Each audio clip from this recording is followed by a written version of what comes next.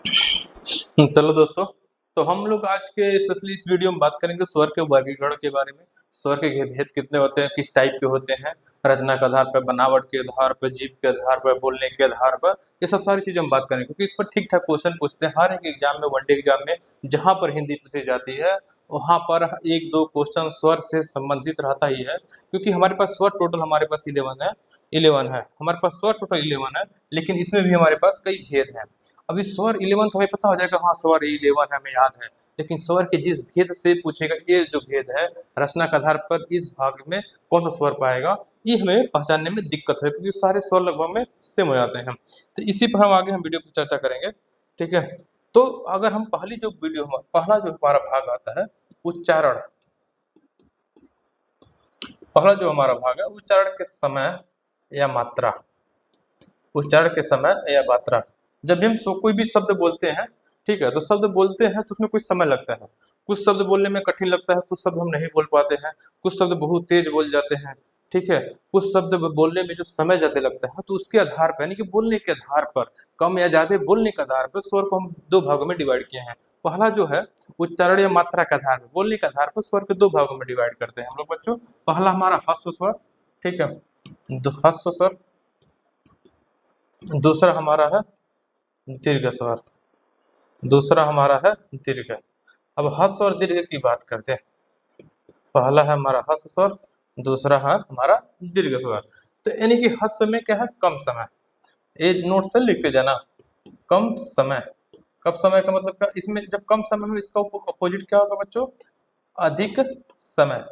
यानी कि हम जो हमारा उच्चारण है वो बोलने के आधार पर है, यानी कि जो शब्द तुरंत निकल जाए, स्पीड से निकल जाए। जैसे गांव में देखोगे ना, कोई गाली बहुत स्पीड से देता होगा, इतनी स्पीड से देता होगा क्योंकि उसके टंग पर वो जीभ बैठी हुई है, ठीक है। लेकिन बोल दो कि यार चलो इस इक्वेशन का हम मैथमेटिक्स सॉल्व करते हैं, फिर कोई प्रॉब्लम सॉल्व करते हैं, तो जीभ के टंग का माइंड से ऊपर बच जाएगा। तो वैसे ही हम लोग तो ह्रस्व यानी कि कोई भी स्वर हम बोलेंगे जो कम समय लगे, और कोई भी स्वर जो बोलेंगे अधिक समय लगे, वही हमारा दीर्घ है। यहाँ तक स्पष्ट बात, ठीक है। तो कम समय में जो हमारा है, तो कम समय की बात करें तो ये हमारा ये शब्द आते हैं, ठीक है। अब इसमें हम देखेंगे, ठीक है, ह्रस्व अ ई उ अ री। और दीर्घ में इसका बड़ा भाई। दीर्घ मतलब क्या होता है बच्चों, बड़ा भाई। इसका कुछ अपवाद है, जो ट्रिक है, इसका बड़ा भाई यहाँ पर लिख लेना, बड़ा भाई। तो अ का बड़ा भाई क्या होगा दोस्तों, हाँ, इसी का बड़ी, इसका बड़ा हो। री का कोई बड़ा भाई है नहीं, ये निसंतान है बेचारा, ठीक है। अब एक अपवाद में आएगा, एक अपवाद में आएगा ए, और एक हमारा ए, फिर ए हमारा ओ, फिर हमारा आता है ओ, ठीक है। ये हमारा क्या है, अपवाद में है। लेकिन अगर हम ह्रस्व स्वर को समझ लें, ह्रस्व में अ ई उ अ री, क्योंकि इसे बोलने में कम समय लग रहा है। जब कम समय लग रहा है तो इसे हम ह्रस्व स्वर कहेंगे, ठीक है। लेकिन अगर हम इसी का छोटा का बड़ा कर दें, एक मात्रा देखो यहाँ पर जुड़ जाता है बच्चों, एक मात्रा यहाँ पर जुड़ जा रहा है तो ज्यादा समय लग रहा है। यहाँ पर भी एक मात्रा हमारा जुड़ जा रहा है तो क्या लग रहा है, हमारा ज्यादा समय लग रहा है। यहाँ पर भी एक मात्रा जुड़ जा रहा है, ज्यादा समय लग रहा है। ये हमारा एक्सेप्शन है, इसमें भी एक मात्रा, इसमें भी एक मात्रा, इसमें दो मात्रा, यानी कि बोलने में अधिक समय लग रहा है। तो हमारा क्या हो जाएगा, दीर्घ स्वर। यानी कि हम उच्चारण के स्थान पर, बोलने के आधार पर, मात्रा के आधार पर दो स्वर में डिवाइड कर दिए, ह्रस्व और दीर्घ। ये क्लियर है। अब हम बात करते हैं रचना के आधार पर। रचना मतलब क्या होता है, निर्माण के आधार पर, यानी कि जो भी स्वर है उसको निर्माण कैसे किया गया, निर्माण के तरीकों के आधार पर हम दो भागों में डिवाइड कर दिए हैं, ठीक है। तो वो दो दो भाग क्या है, मूल स्वर यानी कि ओरिजिनल। दो भाग क्या है, जो स्वयं से बने हैं, जो स्वयं बने हैं, किसी से बनाने से नहीं बने हैं। जो कोई भी चीज हम बनाने से नहीं बनाए हुए हैं। जैसे एग्जाम्पल में आज के देखोगे ना, हम हवा नहीं बना सकते हैं, हम वाटर नहीं बना सकते, ठीक है, हम नई सॉइल नहीं बना सकते हैं। लेकिन उससे चीज जोड़कर हम कुछ क्या है, नई चीजें बना सकते हैं। क्लियर है ना। तो यानी कि जो हमारा वाटर है, वाटर से हम क्या इलेक्ट्रिसिटी पैदा कर सकते हैं, वो हम उससे बना सकते हैं हाइड्रोजन। लेकिन हम वाटर नहीं बना पाएंगे।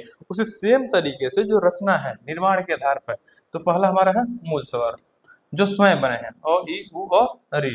अब दूसरा है हमारा संयुक्त स्वर। संयुक्त का मतलब होता है ज्वाइंट।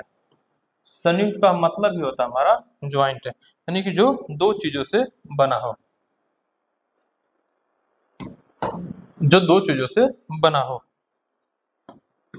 जो दो चीजों से बना हो। जैसे हम अगर इस जो मूल स्वर में, इस मूल स्वर में ये हम जोड़ दें, ठीक है, हमारा आ गया।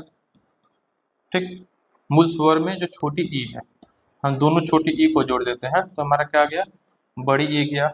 ऐसे दो स्वर में दो छोटी ऊ को जोड़ दें तो हमारा क्या आ गया, बड़ा हो गया। यहाँ तक क्लियर है दोस्तों? ठीक है, ऐसे ही सारे हैं, देख लेना आप लोग। ठीक है, तो यानी कि हम उच्चारण के आधार पर, मात्रा के आधार पर देख लिए, रचना और निर्माण के आधार पर देख लिए, यहाँ तक हमारा क्लियर हो गया। अब हम बात करेंगे जीव के आधार पर। हम बात करेंगे जीभ के आधार पर। जीभ तो समझते ही हो, जो हमारा टम कुछ बोलते हैं ना, तो अगर हम जीभ बोले तो बोल जीभ अगर पकड़ लेते हैं तो हम क्या करेंगे, हम बोल नहीं पाएंगे। तो उसी बेस के आधार पर हम स्वरों को डिवाइड किए गए हैं। तो स्वरों को डिवाइड कितने भागों में किया गया जीभ के आधार पर, 3 भागों में। अग्र स्वर, दूसरा है मध्य स्वर, तीसरा है पश्च स्वर। ठीक है, अब हम ट्रिक देखेंगे, हम इसको याद कैसे करेंगे ट्रिक से। मान के लो हम एक पेड़ है, वो पेड़ क्या है, इमली का है। ठीक है, तो पेड़ क्या है, एक इमली का है। अब एक आदमी है, ठीक है, अरे आदमी है, छोटा सा बेचारा है। अब वो पेड़ इमली का है और इमली सबसे आगे है, तो हमारा सबसे आगे क्या आ जाएगा हमारा बच्चों, अग्रस्वर। क्या आ जाएगा हमारा, अग्रस्वर। ठीक है, इमली सबसे आगे है, तो ये क्या है, इमली का पेड़ है क्या, ये क्या, इमली का पेड़, जो छोटा भी है, एक एक छोटा भी है, एक बड़ा भी है। ठीक है, एक छोटी इमली हो गई, एक बड़ी इमली हो गई। ठीक है, अब इसको दिखाई नहीं दे रहा था, रात का समय था, ये से ऐनक लाया। ठीक है, ऐनक मतलब क्या होता है बच्चों, चश्मा। क्लियर है?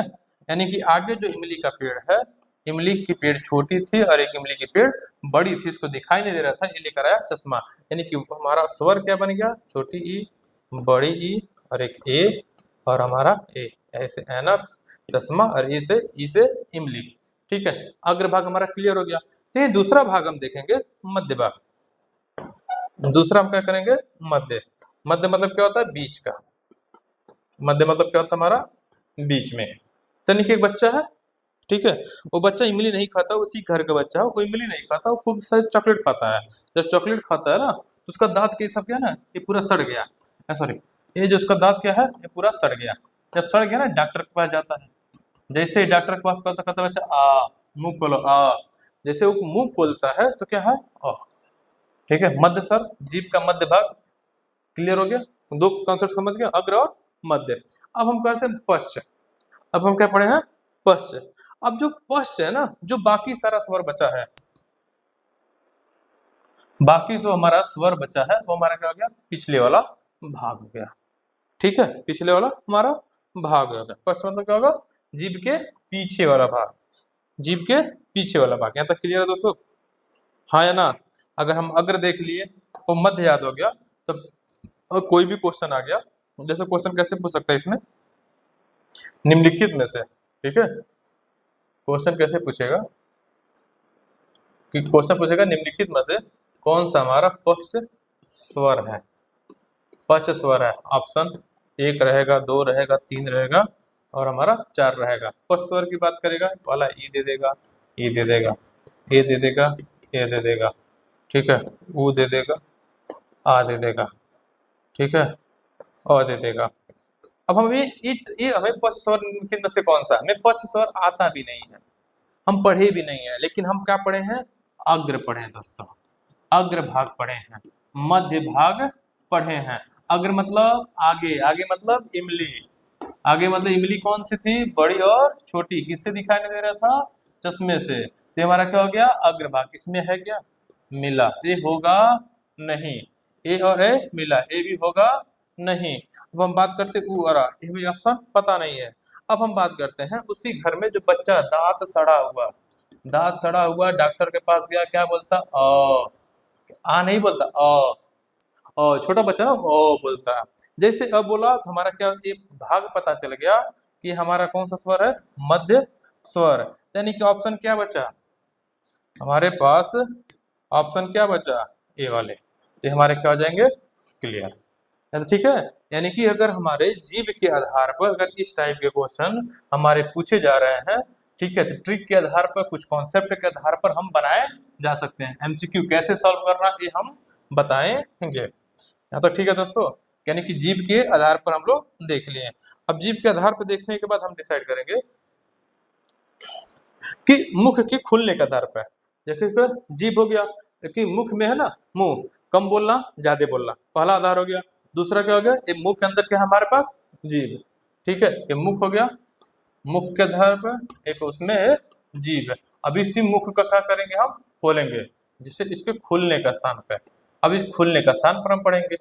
ठीक है, खुलने का स्थान में पहला आ गया हमारा संवृत्त। ठीक है, दूसरा क्या हो गया हमारा विवृत्त।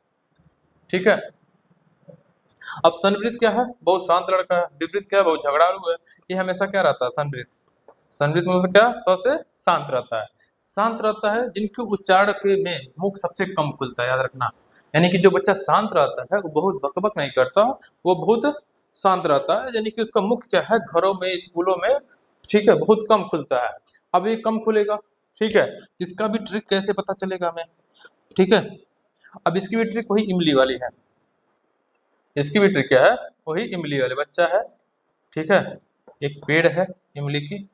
ठीक है, एक पेड़ क्या है, इमली की है। ठंडी का मौसम है, विंटर में है। विंटर में क्या पहना है, ऊन से बना स्वेटर पहना है। ये ऊन हो गया, ये इमली हो गया। तो इमली का हम याद हो जाएगा, इमली हमें याद हो जाएगी। ठीक है, इसे इमली हमें याद हो जाएगी। इमली कब पहना है, सॉरी, इस इमली पता चल गया, इमली का, सॉरी, इस इमली पता चल गया, ऊन यानी कि ठंड है, क्या हमारा ठंड है। इमली कब खाने जाता है, ठंड में। जब ठंड में इमली खाया जाए ना जाएगा तो ठंड लगेगी, तो कपड़ा किससे बनेगा, ऊन का। तो ये हमारा संवृत्सर हो गया, यानी कि संवृत्सर इमली, और जो ठंड में जाएगा स्वेटर पहनेगा, जब स्वेटर पहनेगा तो सर किसका पहनेगा, ऊन का। ये क्लियर है दोस्तों। संवृत्त इसी का जो भाई बदमाश है, ठीक है, तो मुंह अधिक खुलता है, हर जगह बब बब बब बब करता रहता है। जब हर जगह बबकाता है तो उसका मुंह क्या है, खुला रहता है। तो मुंह खुलने के आधार पर जो क्या है, अधिक खुलेगा। आ करोगे तो बहुत अधिक मुंह खुलेगा। लेकिन जो छोटा बच्चा था वो आ बोल रहा था, लेकिन इसमें बहुत बड़ा बच्चा है तो क्या बोला था, आ बोल रहा था। ठीक है, अब इसी का जो दोनों भाई हो गए, अब दोनों भाई के छोटे छोटे भाई हैं। जब दोनों भाई के छोटे छोटे भाई हैं तो संवृत्त का क्या पहुंचा हमारा, अर्ध संवृत्त। विपरीत का क्या पहुंचा हमारा, अर्ध विपरीत। ठीक है, संवृत्त का मतलब क्या होता है, कुछ अधिक खुलता है, मुंह आधे से कम खुलता है। यानी कि इसमें लगभग बंद रहता है, उसमें लगभग बंद से हल्का खुलता है। ए और ओ, याद ही करना पड़ेगा। ठीक है, ये भी डिग्री तुलना में थोड़ा कम खुलता, मुंह आधे से ज्यादा खुलता है, यानी कि आधे से ज्यादा खुलता है। कोई इसका अ ए ओ आ, क्लियर है। संवृत्त तो लगभग क्वेश्चन आते हैं, संवृत्त हमें पता होना चाहिए। संवृत्त से याद करोगे, छोटा स्मॉल बच्चा मतलब डिसिप्लिन। संवृत्त मतलब क्या है, बहुत शांत बच्चा, बहुत शांत बच्चा। ठीक है, अब हम बात कर लेते हैं ओठ।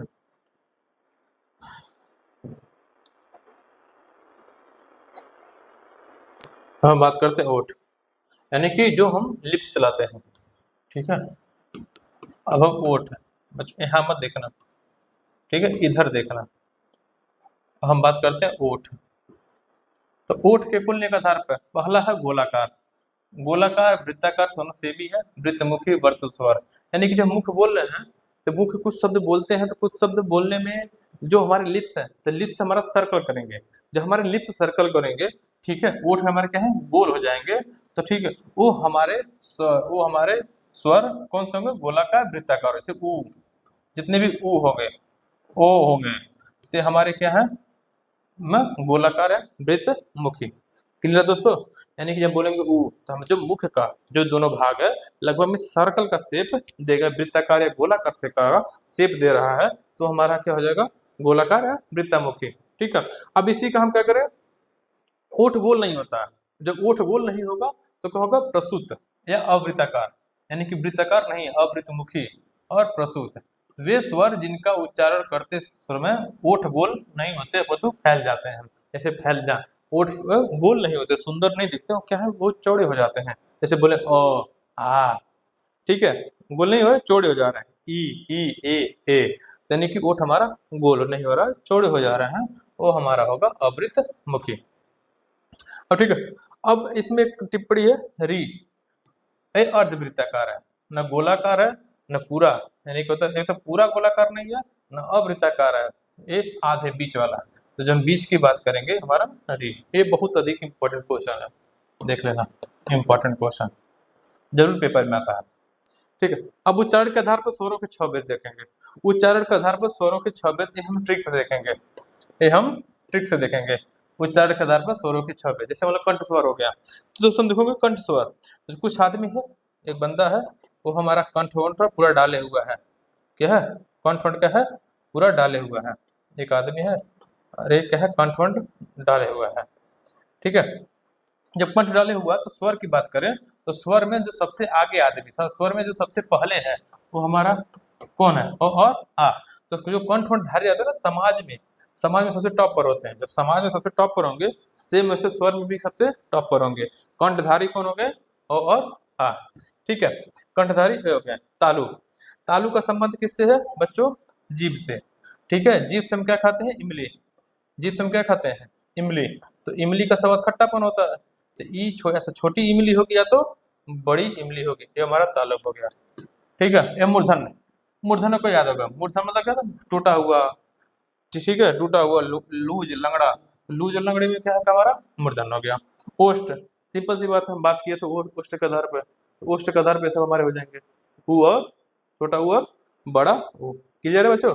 अब एक कंठ तालव्य और कंठोष्ठ स्वर, ये आपको याद ही करना पड़ेगा। जो ट्रिक से बताने लायक था, ये भी ट्रिक से था, ये भी ट्रिक था, ये भी ट्रिक था, ये भी ट्रिक था, कुछ कॉन्सेप्ट से, लेकिन कंठ और तालव्य। ठीक है, कंठ तालव्य स्वर कौन सा होंगे हमारे, ए और ए। कंठोष्ठ स्वर कौन सा हमारे, ओ और ओ। ठीक है, ठीक है दोस्तों। तो जैसे कि हम लोग वीडियो में पूरे स्वर के जितने भी भेद होते हैं सारे चर्चाएं कर लिए हैं। ठीक है, रचना के आधार पर, बनावट के आधार पर, ठीक है, जीभ के आधार पर, मुंह खोलने के आधार पर, ओष्ठ के आधार पर। तो प्लीज अगर वीडियो पसंद आए तो please like and share and subscribe कर। इसके अगले वीडियो में हम लोग मिलेंगे व्यंजनों के साथ, तब तक के लिए धन्यवाद।